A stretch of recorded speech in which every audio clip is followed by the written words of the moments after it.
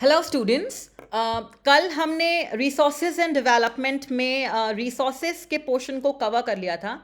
हाँ, we understood कि resources क्या होते हैं, how can we use them sustainably, ताकि उनका एग्जॉशन जो है बहुत रैपिड लेवल पे ना हो।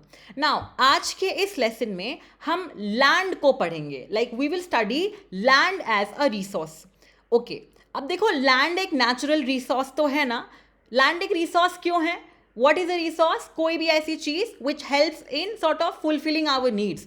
तो लैंड हमारी हेल्प करता है in fulfilling our needs, so land becomes a very important source of resource. तो देखो लैंड सपोर्ट करता है किसको? नेचुरल वेजिटेशन को, वाइल्ड लाइफ को, ह्यूमन लाइफ को, इकोनॉमिक एक्टिविटीज़ को, ट्रांसपोर्ट को और कम्युनिकेशन सिस्टम्स को भी। तो लैंड पे ही तो होते हैं, ये फॉरेस्ट लैंड पे ही है, हमारा घर लैंड पे ही है, वाइल्ड लाइफ लैंड पे ही होती है। इकोनॉमिक एक्टिविटीज़ मतलब जो इंडस्ट्रीज़ हैं, जो फैक्ट्रीज़ हैं, जहाँ से इकोनॉमिक यानी कि पैसे वाला काम हो रहा है, ट्रांजैक्शन वाला काम हो रहा है, सब कुछ तो लैंड पे ही है। हमारा ट्रांसपोर्ट सिस्टम, हमारी कार्स, बाइक सब लैंड पे चल रहा है। कम्युनिकेशन मतलब हम कम्युनिकेट कैसे कर रहे हैं? I am able to communicate this lesson to you land पे रह के ही ना। सो लैंड एक बहुत ही इंपॉर्टेंट रिसोर्स है, लेकिन land is in asset of finite magnitude. इसका क्या मतलब हुआ? एसेट मतलब क्या होता है? Can someone tell?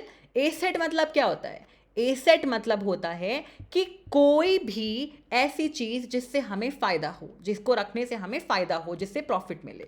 तो लैंड से हमें फायदा तो मिल रहा है, लेकिन उसकी भी एक लिमिट है। एक फाइनाइट मैग्नीट्यूड तक ही ऐसा हो सकता है, मतलब एक लिमिट है। अगर आप उस लिमिट से ज़्यादा इसको एग्जॉस्ट कर दोगे ना, तो फिर क्या होगा? तब प्रॉब्लम आनी स्टार्ट हो जाएगी। तो इस वजह से बहुत ज़रूरी है कि हम लैंड को प्रॉपर प्लानिंग के साथ इस्तेमाल करें, ताकि हम इसका इस्तेमाल सलीके से करें, अच्छे से करें और इसको बहुत ज़्यादा एक्सप्लॉइट ना करें। ठीक है, तो ये ध्यान रखना, लैंड इन चीज़ों को सपोर्ट करता है। ओके, अब देखो इंडिया के पास लैंड बहुत सारे रिलीफ फीचर्स में आएगा। अब रिलीफ फीचर्स क्या होते हैं? देखो रिलीफ फीचर्स का मतलब होता है जियोग्राफिकल फीचर्स, यानी किसी पर्टिकुलर जगह में जियोग्राफिकल फीचर्स कैसे हैं। जैसे फॉर एग्जांपल मैं प्लेन पे रहता हूँ, आई स्टे इन यूपी, तो ये एक प्लेन वाला एरिया है। अब कोई नैनीताल में रहता होगा तो उसके लिए वो हिली एरिया है, तो वहाँ का जो रिलीफ फीचर है नैनीताल का, वो कैसा हो गया? वो हिली एरिया हो गया, माउंटेन हो गया। हाँ, जनरली जैसे आई स्टे ना प्लेन वाला एरिया, तो लैंड भी जो है, लैंड कैसी होगी? लैंड बहुत सारे रिलीफ फीचर्स के अंडर होगी। तो देखो यहाँ पे एक पाई चार्ट बना हुआ है। इंडिया में क्या है कि 43% of land area plain area में आएगा। तो जैसे ये स्टेट्स है ना, फॉर एग्जांपल हमारा क्या यूपी हो गया, हमारी यूनियन टेरिटरी दिल्ली हो गई, एमपी हो गया। तो ये सारे स्टेट्स कैसे हैं? ये प्लेन वाले एरिया में आ जाएंगे। ठीक है, अच्छा, प्लेन वाले एरिया का क्या काम होता है? यहाँ पे एग्रीकल्चर और इंडस्ट्रियल फैसिलिटी होगी। जैसे यूपी हो गया, बिहार हो गया, तो प्लेन वाले एरिया में एग्रीकल्चरल फैसिलिटी ज़्यादा होगी। इन एरियाज़ में एग्रीकल्चर ज़्यादा होगा, पंजाब हो गया, हरियाणा हो गया, ठीक है। और इंडस्ट्रियल फैसिलिटी भी ज़्यादा होगी इन एरियाज़ में, क्योंकि प्लेन वाले इलाकों में इंडस्ट्री सेटअप करना थोड़ा सा आसान होगा एज कंपेयर टू वो एरिया जहाँ पे माउंटेन्स होंगे। तो प्लेन समझ में आया? ये जो नंबर है ना, ये आप ध्यान रखना, क्योंकि आपके आंसर्स में यही परसेंटेज, यही फैक्चुअल इंफॉर्मेशन आप ऐड करोगे तो आपके आंसर स्ट्रांग बनेंगे। तो ध्यान रखना, 43% ऑफ एरिया इंडिया के जो लैंड का है वो प्लेन वाला एरिया है, और प्लेन एरिया में क्या होता है? एग्रीकल्चर और इंडस्ट्रियल फैसिलिटी ज़्यादा होती है। फिर है हमारा 30% of land area accounts for mountains. तो 30% लैंड एरिया क्या है? माउंटेन्स का है, जहां पे होता है पेरिनियल फ्लो ऑफ रिवर्स। अच्छा, सेकेंड डायग्राम देखो, नीचे सेंटर डायग्राम जहां माउंटेन्स लिखा हुआ है, देखो वहां एक रिवर बह रही है माउंटेन्स के बीचों बीच। तो देखो जो इलाका, जो लैंड माउंटेन के पास होगा, तो वो भी तो लैंड ही है ना, लेकिन उसका यूज क्या है? वो मेक श्योर करता है कि पेरिनियल फ्लो ऑफ रिवर रहे। अच्छा, पेरिनियल मतलब? पेरिनियल मतलब एक ऐसी चीज जो परमानेंट हो। जो नदियाँ माउंटेन से आती हैं ना, वो परमानेंट रहती हैं। ऐसा तो है नहीं कि बरसात में वो नदियाँ बह रही हैं और जो है सर्दियों और गर्मी में वो नदी बहेगी ही नहीं। ऐसा तो हो नहीं रहा है ना, मतलब ऐसी नदियाँ, फॉर एग्जाम्पल गंगा ले लेते हैं, गंगा कहाँ से आती है? माउंटेन एरिया से आती है ना, फ्रॉम द गंगोत्री ग्लेशियर। तो यहाँ से हम समझ सकते हैं कि माउंटेन में जो लैंड है वो मेक श्योर करता है कि आपका नदियों का जो फ्लो है वो साल भर बना रहे। पेरिनियल मतलब होता है परमानेंट, नदियों का फ्लो परमानेंट तरीके से बना रहे। पेरिनियल का ऑपोजिट होता है इफेमरल, मतलब शॉर्ट लिव्ड। तो कुछ ऐसी नदियां भी होती हैं जो सिर्फ सीजनल होती हैं, लेकिन माउंटेन वाली नदियां ऐसी नहीं होती हैं। माउंटेन से जो नदी आएगी, जैसे गंगा हो गई, यमुना हो गई, ये सब नदियां कैसी होंगी? ये सारी नदियां हमारी पेरिनियल रहती हैं, यानी कि परमानेंट, हमें ये साल भर नदियां दिखेंगी। Okay, 27% of land area plateau region का होता है। आप लास्ट डायग्राम देखो, प्लेट्यू दिख रहा होगा। तो प्लेट्यू क्या होता है? एक तो प्लेन हो गया, एक तो माउंटेन हो गया। प्लेट्यू क्या होता है? थोड़ा सा एलिवेटेड एरिया होगा, मतलब माउंटेन जितना ऊंचा भी नहीं होगा, लेकिन प्लेन जितना सी लेवल से, मतलब सी लेवल से थोड़ा सा ऊंचा रहेगा as compare to the plane area. Elevated मतलब थोड़ा सा ऊपर उठा हुआ रहेगा। देखो फॉर एग्जाम्पल, छोटा नागपुर प्लेट्यू सुना होगा। कहाँ है छोटा नागपुर प्लेट्यू? झारखंड में है ना छोटा नागपुर प्लेट्यू। तो प्लेट्यू रीजन क्यों इंपॉर्टेंट होता है? वहां पे हमें बहुत सारे मिनरल्स और फॉसिल फ्यूल्स मिलते हैं। तो ये जो एरियाज है ना, झारखंड वाले, ओडिशा वाले, इन एरियाज में ना माइनिंग की जाती है, क्योंकि यहाँ से हमें क्या मिलते हैं? मिनरल्स और फॉसिल फ्यूल्स। तो आप खुद देखो कि लैंड के 3 टाइप के रिलीफ फीचर्स से कितनी अलग अलग बेनिफिट्स हमको मिल रहे हैं, है ना। प्लेन से हमें अलग बेनिफिट मिल रहा है, माउंटेन से अलग बेनिफिट मिल रहा है, और प्लेट्यू से अलग बेनिफिट मिल रहा है, और ये तीनों जो हैं बहुत इंपॉर्टेंट हैं। सो यहाँ से हम समझ सकते हैं दैट लैंड के जो रिलीफ फीचर्स हैं उनका क्या रोल रहेगा, ऐसे क्वेश्चन फ्रेम कर सकता है, या फिर लैंड का यूज पूछ सकता है, बताइए, तो भी आप इसको मेंशन कर सकते हो, राइट। ओके, अब देखते हैं लैंड यूटिलाइजेशन। यूटिलाइजेशन मतलब किसी चीज का कैसे इस्तेमाल किया गया है। ये ध्यान रखना, लैंड यूटिलाइजेशन का क्वेश्चन डायरेक्ट इसी नाम से पूछ लेता है। ओके, अब लैंड के रिसोर्स को कैसे कैसे हम यूज करते हैं, अपने आसपास देखो और खुद सोचो कि कहाँ कहाँ लैंड का इस्तेमाल हो रहा है। तो सबसे पहला फॉरेस्ट। भाई फॉरेस्ट तो जंगल कहाँ होगा? हमारे लैंड पे ही तो है। इसका मतलब सबसे पहला इंपॉर्टेंट रोल लैंड का क्या है? कहाँ यूटिलाइजेशन हो रहा है? फॉरेस्ट में। दूसरा, land not available for cultivation. देखो कुछ जमीन तो ऐसी होगी जहां पे फसल उगाई जा रही है, जो कल्टीवेशन के पर्पज से यूज हो रही है, ठीक है, लेकिन कुछ जमीन ऐसी भी होगी जहां पे कल्टीवेशन नहीं किया जा रहा है, जहां पे जो जमीन उपजाऊ नहीं है, ठीक है। तो ऐसी जमीन जो कल्टीवेशन के पर्पज से यूज नहीं की जा सकती है, वो देखो 2 टाइप की है। एक तो बैरन लैंड है, बैरन मतलब बंजर जमीन हो गई जहां पे कुछ भी नहीं हो रहा है। एक है नॉन एग्रीकल्चरल यूजेस के लिए इस्तेमाल करी जाने वाली जमीन। फॉर एग्जाम्पल हम घर में रह रहे हैं, तो इसका मतलब ये जो जमीन यहाँ पे है, यहाँ एग्रीकल्चर तो हो नहीं रहा है ना, लेकिन फिर भी ये किस में आएगा? ये जमीन मेरी कल्टीवेशन के अंदर नहीं आ रही है, बट ऑब्वियसली इसका यूज तो किया जा रहा है ना। तो इस टाइप की जो यूजेस, इस टाइप की जो लैंड होती है उसको हम कहते हैं land not available for cultivation. तो जैसे कि बिल्डिंग्स बन रही हैं, ब्रिजेस बन रहे हैं, रोड्स बन रही हैं, फैक्ट्रीज बन रही हैं, तो जहां जहां ये बन रही है उस लैंड को बोला जाता है land not available for cultivation. Obvious है, नाम से लग रहा है, बिकॉज वहां पे फसल नहीं उगाई जा रही है। तीसरा, other uncultivated land excluding fallow land. Fallow land क्या होता है ये अभी नेक्स्ट स्लाइड में समझ में आ जाएगा, लेकिन आप एक बात बताओ, ये अदर अनकल्टिवेटेड लैंड का क्या मतलब है? इसका मतलब ये है कि अभी पीछे हमने पढ़ा ना कि कुछ ऐसी लैंड होती है जहां पे कल्टीवेशन नहीं होता, राइट ना। अब उसके अलावा पीछे हमने 2 चीजें पढ़ी, हमने एक पढ़ा कि बैरन लैंड है, एक पढ़ा कि जहां पे रोड या फैक्ट्री बनाई जा रही है। इसके अलावा और भी रीजंस होते हैं, और भी लैंड होती है जहां कल्टीवेशन नहीं होता। For example permanent pastures in grazing land. Diagram में देखो, यहाँ पे एक आपको ग्रास लैंड दिख रहा होगा जहाँ पे आपको काउस दिख रही हैं। तो कुछ ऐसी जमीन होती है जहाँ पे कुछ खास फसल नहीं उगाई जाती, वो परमानेंट पैस्चर या ग्रेजिंग लैंड होता है, जहाँ पे बेसिकली जो लोग एनिमल्स को पालते हैं, उनकी फार्मिंग करते हैं, वो उनको रखते हैं, वो उनका परमानेंट होता है, मतलब वो ग्रेजिंग लैंड होता है, वो खाली एनिमल्स के चरने के काम आएगा वो जमीन, ठीक है। तो वो जमीन में कल्टीवेशन नहीं हो रहा ना, तो इसलिए वो भी इसमें आ जाती है अनकल्टीवेटेड लैंड में। फिर land under miscellaneous tree crops grow. इसका मतलब ओके, जैसे कभी कभी कुछ ऐसी ज़मीन देखी है घर के आसपास या कहीं पे, कुछ ऐसी ज़मीन अगर खाली छोड़ दो कुछ टाइम तक, तो वहाँ पे अपने आप ही पेड़ उगने लगते हैं, बिना किसी उसके। पेड़ या फसल या पौधे उगने लगते हैं, फसल तो नहीं, पौधे उगने लगते हैं रैंडमली, अपने आप उगने लगेंगे ज़मीन खाली छोड़ दो तो वैसी टाइप की ज़मीन को कहते हैं मिसलेनियस ट्री क्रॉप्स। वो अपने आप ही उग जाते हैं, उनमें ना कोई पानी दे रहा है, ना उनकी कोई ख्याल रख रहा है, फिर भी वो उग जाते हैं और बड़े हो जाते हैं। जब तक वो ज़मीन खाली पड़ी है वहाँ वो उगे रहते हैं। रोड के किनारे भी कभी कभी दिख जाते हैं ऐसी ऐसी ज़मीन हमको, जहाँ पे ट्री और फसल थोड़े प्लांट्स ऐसे उगे रहते हैं। इनको बोलते हैं land under miscellaneous tree crops growth. और फाइनली कल्चरेबल वेस्ट लैंड। देखो कल्चरेबल वेस्ट लैंड इंपॉर्टेंट है, ये 1 मार्क्स में काफ़ी बार पूछते भी हैं।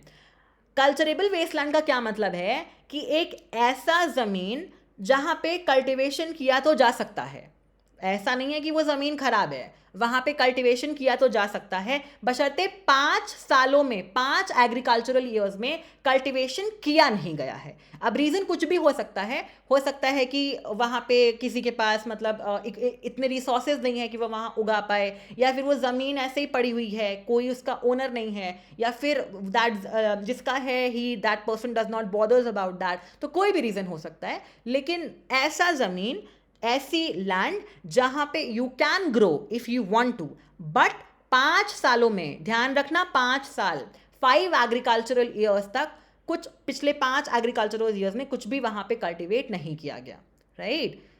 ऑलराइट, अब चौथा होता है फैलो लैंड। देखो फैलो लैंड का मतलब क्या होता है। फैलो लैंड बेसिकली 2 टाइप की होती है।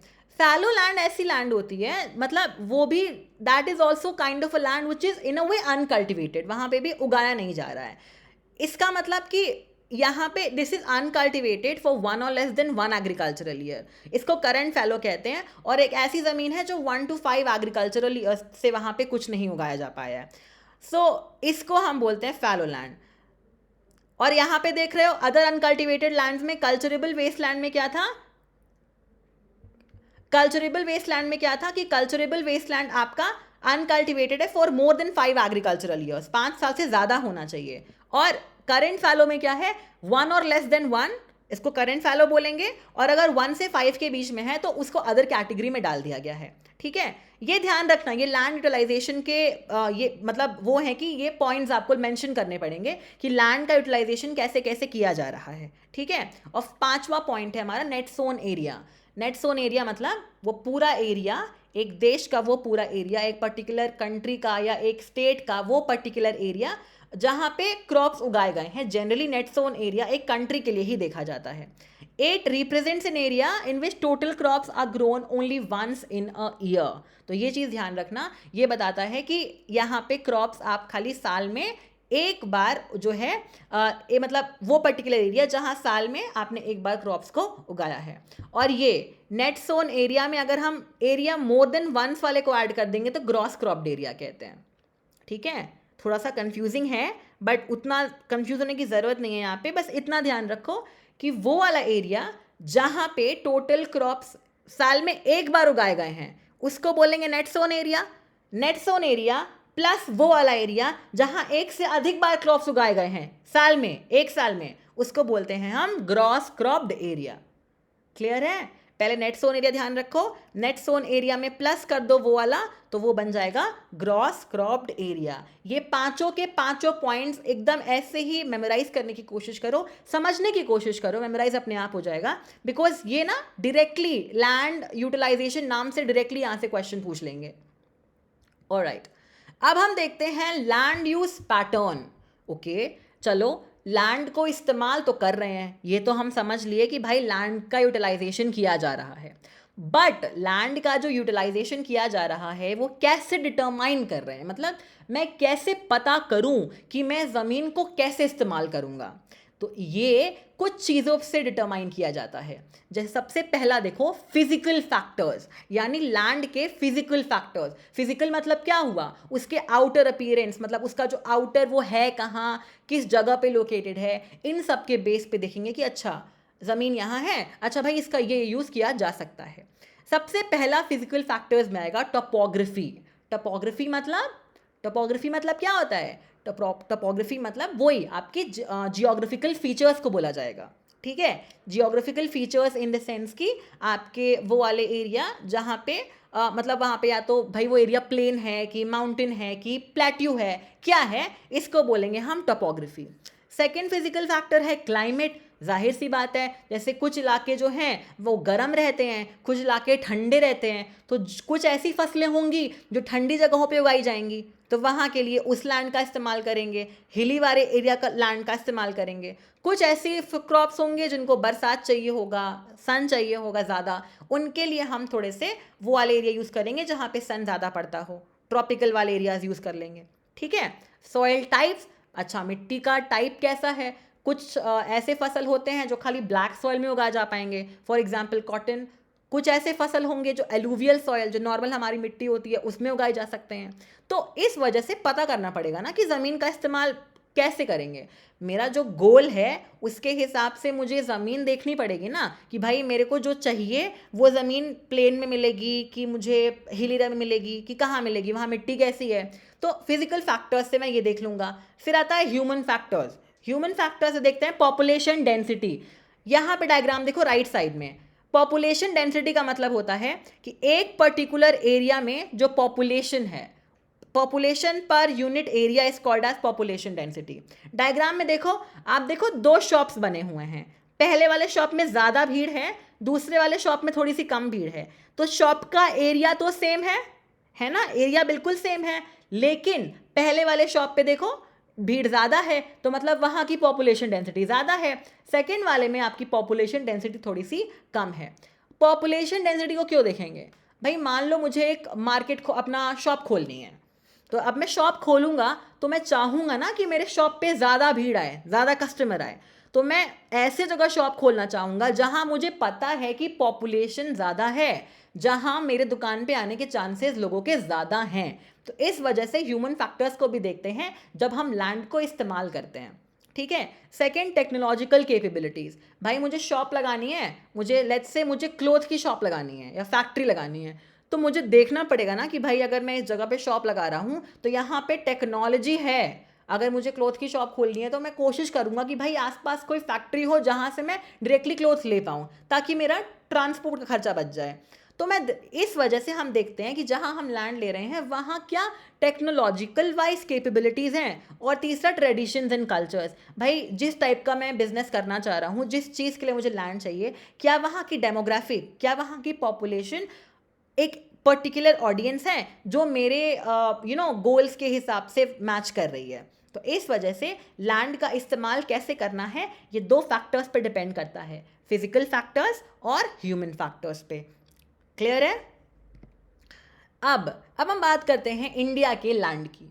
ठीक है, देखो ये वाला जो पॉइंट है ना, जो लैंड रिसोर्स हम पढ़ रहे हैं, यहाँ पे बहुत सारे फैक्ट्स मिलेंगे आपको। तो ये फैक्ट्स ना आप थोड़ा सा रिवाइज करते जाओ और इनको थोड़ा सा मेमोराइज करने की कोशिश करो, बिकॉज आपको ये मेंशन करना पड़ेगा आंसर्स में, ये फैक्ट्स मेंशन करने पड़ेंगे। इंडिया का टोटल जियोग्राफिकल एरिया कितना है? 3.28 मिलियन स्क्वायर किलोमीटर। ध्यान देना, लेकिन हमारे पास में खाली 93% ऑफ द डेटा अवेलेबल है, क्योंकि अभी नॉर्थ ईस्टर्न स्टेट्स जो हमारे हैं, सेवन सिस्टर्स वाले जो हमारे स्टेट्स हैं, वहाँ पे अभी पूरी तरीके से रिपोर्टिंग नहीं की गई है, लीविंग आसाम। तो अभी के लिए हमने खाली 93% ऑफ जोग्राफिकल एरिया को काउंट किया है, और हमारा जो एरिया है वो 3.28 मिलियन स्क्वायर किलोमीटर है।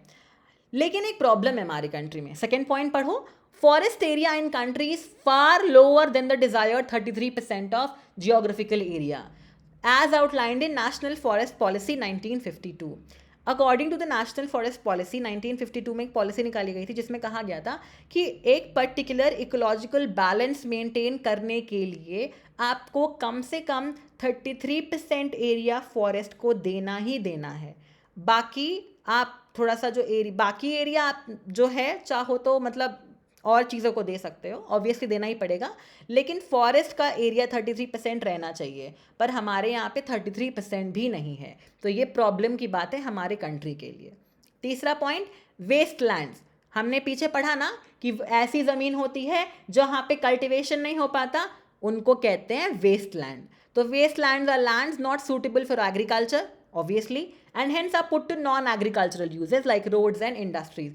तो ये जो रोड्स वाली लैंड हो गई, इंडस्ट्री वाली लैंड हो गई, इसको भी वेस्ट लैंड बोलेंगे। तो वेस्ट लैंड का डेफिनेशन आएगा तो लिख पाओगे? क्या होगी वेस्ट लैंड की डेफिनेशन? कोई भी ऐसी land which is not fit for cultivation is termed as waste land. For example roads and industry वाला लैंड, या फिर rocky, arid and desert areas. Arid मतलब भी वही होता है, थोड़ा डिजर्ट वाला एरिया को बोला जाता है। ऑल राइट, अब हमने पढ़ लिया कि लैंड होता क्या है, लैंड कितना अच्छा रिसोर्स है, और लैंड यूटिलाइजेशन कैसे कैसे हम कर सकते हैं, और लैंड की ज़रूरत क्यों पड़ती है, और कहाँ कहाँ पे इस्तेमाल कैसे कैसे किया जाएगा। लेकिन हर रिसोर्स की तरह लैंड का रिसोर्स भी सलीके से नहीं करेंगे तो ये प्रॉब्लम की बात होगी ऑब्वियसली। तो यहाँ पे हम देख रहे हैं land degradation and conservation measures, मतलब कि भाई लैंड हमारी डिग्रेड हो रही है, लैंड की क्वालिटी ख़राब हो रही है। कैसे ख़राब हो रही है ये देखेंगे, और कैसे बचा सकते हैं ये देखेंगे। बीइंग एन इंडिविजुअल, ये बहुत इंपॉर्टेंट है आप सबके लिए पढ़ना, ताकि आप एक रिस्पॉन्सिबल सिटीजन भी बन पाओ। Apart from examination you must know all of these things. In future आपके ये बहुत काम आएगी, काम तो आनी ही है if you sit for some examinations, but as a responsible human being and responsible citizen आपको पता होना चाहिए कि आप किसी भी रिसोर्स को एक्सप्लॉइट ज़्यादा ना करो। ठीक है, चलिए अब देखो, 95% of our basic needs are obtained from land. मतलब फूड, शेल्टर, क्लोथिंग, रोटी कपड़ा मकान कहाँ से मिल रहा है? ज़मीन पे ही है ना, सब कुछ ज़मीन से ही मिल रहा है ना हमको। हमें खाना, फसल कहाँ हो रही है? ज़मीन पे हो रही है ना। क्लोथ्स कहाँ से मिल रहे हैं? फैक्ट्री बन रही है, कहाँ बन रही है? लैंड पे बन रही है। और घर कहाँ बन रहा है? लैंड पे ही तो बन रहा है। तो 95% ऑफ हमारे जो रिक्वायरमेंट, हमारी नीड्स हैं, वो लैंड से आती है। तो लैंड कितना इंपॉर्टेंट रिसोर्स है हम समझ सकते हैं। In fact land is one of the most important resource हो जाएगा डायरेक्टली, बिकॉज 95% नीड्स कवर कर रहा है लैंड हमारी। लेकिन इतना ज़्यादा हमने इसको एग्जॉस्ट कर दिया है हर रिसोर्स की तरह कि human beings have cause land degradation. Land degradation मतलब कि लैंड की क्वालिटी ख़राब हो रही है। लैंड में से जो है सॉइल जो है क्या हो रहा है, फ्लो होते जा रहा है, ज़्यादा डिफॉरेस्टेशन होते जा रहा है। एट प्रेजेंट 130 मिलियन, खुद सोचो 130 मिलियन हेक्टेयर लैंड हमारी डिग्रेडेड है। डिग्रेडेड मतलब बेकार है, कोई यूज़ ही नहीं है उसका। अब इस 130 मिलियन की अगर हम बात करें तो इस 130 मिलियन का 28% बिलोंग करता है फॉरेस्ट डिग्रेडेड एरिया। यानी हमारा अप्रॉक्स हो गया, ये अप्रॉक्स 36 मिलियन हेक्टेयर हमारा डिग्रेडेड है फॉरेस्ट वाला। इस 130 मिलियन हेक्टेयर का 28% जो एरिया होगा डिग्रेडेड वाला एरिया वो फॉरेस्ट का है, 56% वाटर का है, और बाकी सलाइन और अल्कलाइन डिपॉजिट से भरा हुआ है। सलाइन मतलब क्या होता है? सलाइन मतलब जो सी वाटर होता है ना, उसमें जो नमकीन होता, जो उसका नमक जो होगा ना, जो सी वाटर में बाय डिफ़ॉल्ट रहता है, उसको कहते हैं सलाइन। तो खुद सोचो वो सलाइन अगर कहीं बहुत ज़्यादा इकट्ठा हो जाए ज़मीन पे तो ज़मीन की क्वालिटी ख़राब कर देगा ना।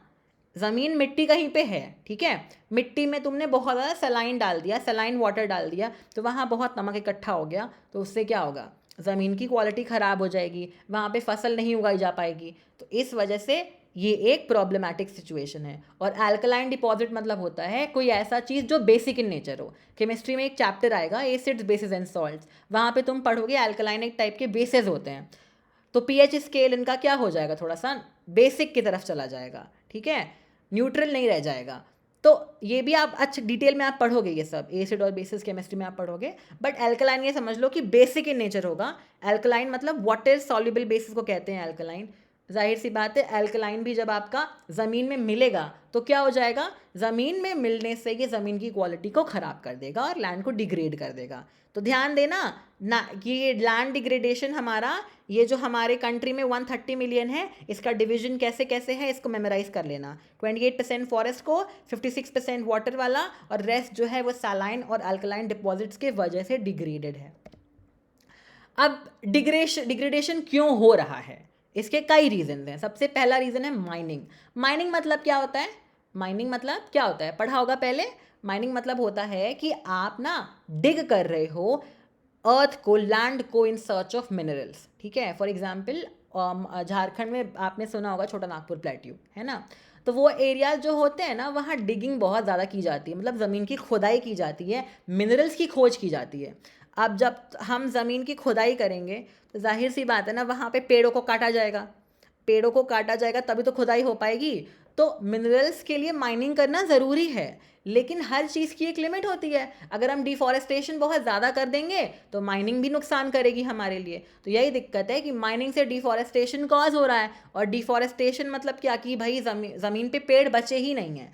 पेड़ जब बचेंगे ही नहीं तो मिट्टी रुक नहीं पाएगी ना, मिट्टी जाते जाएगी और इससे क्या होगा, लैंड की क्वालिटी डिग्रेड होते जाएगी। तो झारखंड, मध्य प्रदेश और ओडिशा ये वही एरियाज़ हैं जहाँ ज़्यादा माइनिंग की जाती है, तो इस वजह से इन एरियाज़ में ये दिक्कत आ रही है। तो माइनिंग लैंड डिग्रेडेशन कैसे कॉज कर रही है ये समझ में आ गया, और ये कौन कौन से स्टेट्स हैं जहाँ पे माइनिंग होती है ये भी समझ में आ गया होगा, और माइनिंग की वजह से यहाँ पे लैंड की क्वालिटी कैसे ख़राब हो रही है। ये भी पूछ सकते हैं आपसे कि रीजन बताइए क्या है लैंड डिग्रेडेशन के। तो ये पॉइंट वाइज आप आंसर लिखोगे ना, ऐसे 3-4 पॉइंट्स करके आपको फुल में फुल नंबर मिलेंगे पूरे आंसर में। सेकेंड पॉइंट देखते हैं, ओवर ग्रेजिंग। ग्रेजिंग मतलब होता है क्या, चरना, जो एनिमल्स घास वास चरते हैं।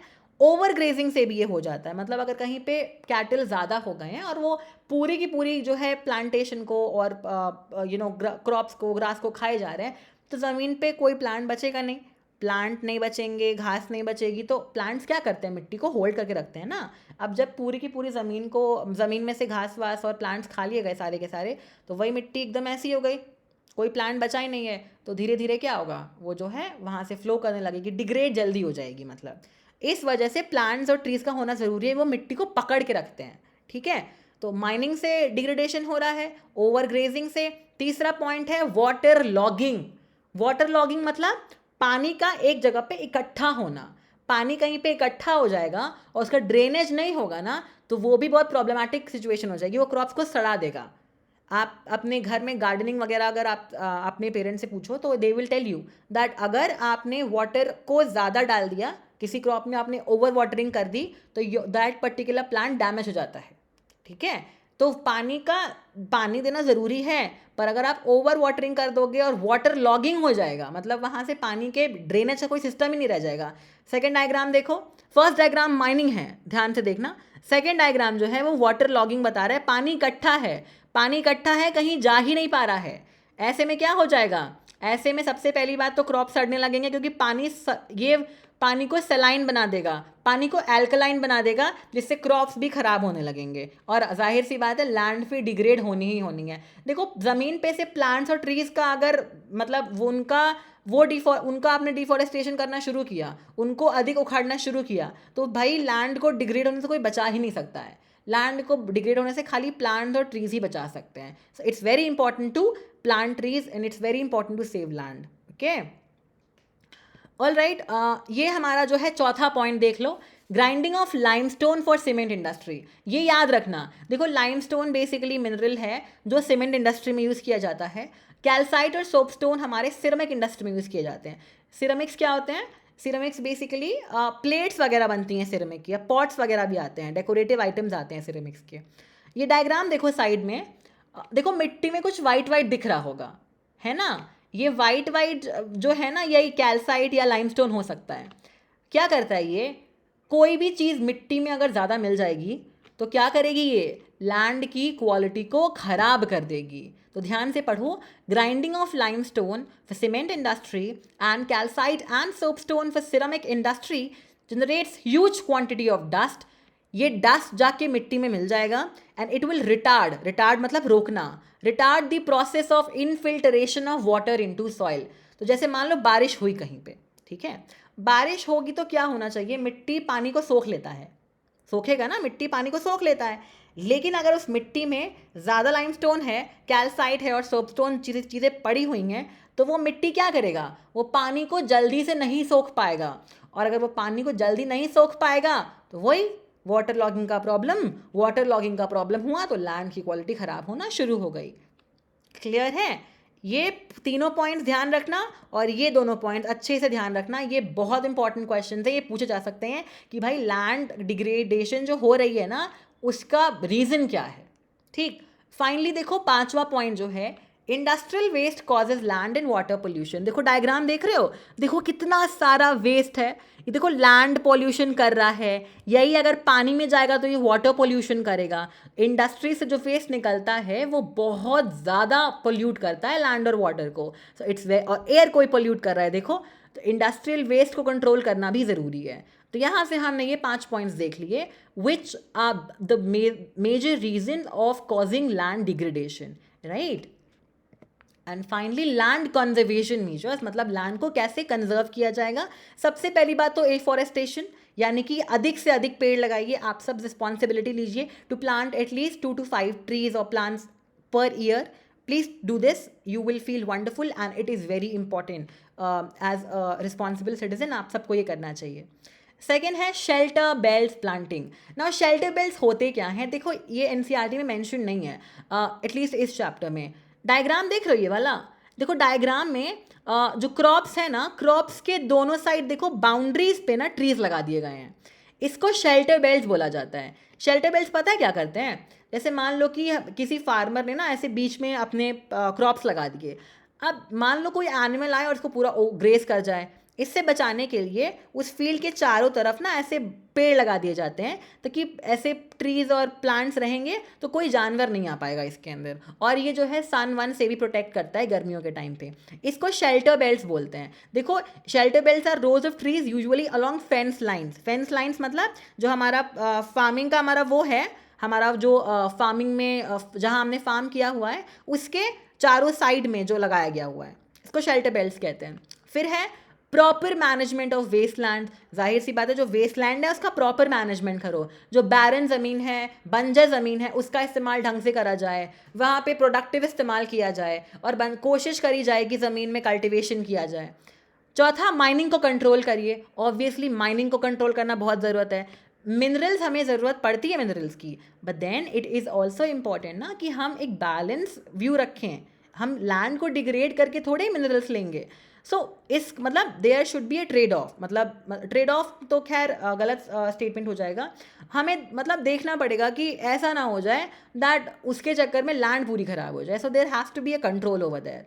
And then proper discharge of industrial waste. Obviously आप इंडस्ट्रीज़ को जो वेस्ट है उसको भी तो कंट्रोल कर लो। That's also very important, because देखो वो लैंड को पोल्यूट कर रहा है, वाटर को पोल्यूट कर रहा है, तो वाटर पोल्यूशन से तो बहुत सारी प्रॉब्लम्स होनी ही होनी है। वही रिवर में जाएगा, फिर रिवर पोल्यूट हो जाएगी, तो दैट वो सी एनिमल फिर वो सी पोल्यूट करेगा, वो एक पूरा विशियस साइकिल बन जाएगा पोल्यूशन का। So it is important, right. ये भी आप पॉइंट्स ध्यान रखिए। आपसे एग्जाम में अगर ये पूछे कि लैंड को डिग्रेड करने के रीजंस क्या हैं, तो आपको 5 पॉइंट याद होने चाहिए। लैंड को कंजर्व करने के मेजर्स क्या हैं, तो भी आपको ये 5 पॉइंट्स याद होने चाहिए, right. So this was all for this particular session. इस चैप्टर में हमारा खाली एक टॉपिक रह रहा है, soil. Now I wanted to cover it इसी लेक्चर में, पर फिर बहुत बड़ा हो जाता एंड एक दिन में I don't want to you know put so much pressure on you all. आराम से करते हैं, ठीक है। आप इतना कर लो, इसको एक बार फटाक से रिवाइज कर लो, ये स्लाइड सारे से रिवाइज कर लो, एंड ये जो टॉपिक्स हैं ना इमीडिएटली एनसीईआरटी से पढ़ लो जाके, ताकि तुरंत में माइंड मैपिंग हो जाए इसकी, ठीक है। एंड बस एक हमारा टॉपिक सॉइल बच रहा है, which we will cover in the next lesson. तो ये चैप्टर कवर अप हो जाएगा पूरा, and then we will discuss the previous year questions and बस प्रीवियस ईयर क्वेश्चंस कर लेंगे, ताकि ये चैप्टर फुल एंड फाइनली आपका कंप्लीट हो जाए। And then we'll move on to the या तो नेक्स्ट चैप्टर या तो any other subject we'll move on, and I will cover it all. So yeah, that was all for this session. If you like the session, आपको अगर समझ में आ रही हैं चीज़ें, please share it with your friends, subscribe to the channel, and yeah, and if you have a problem, let me know in the comment section. I will be more than happy to help you. Till then, goodbye, take care, and yeah, study well.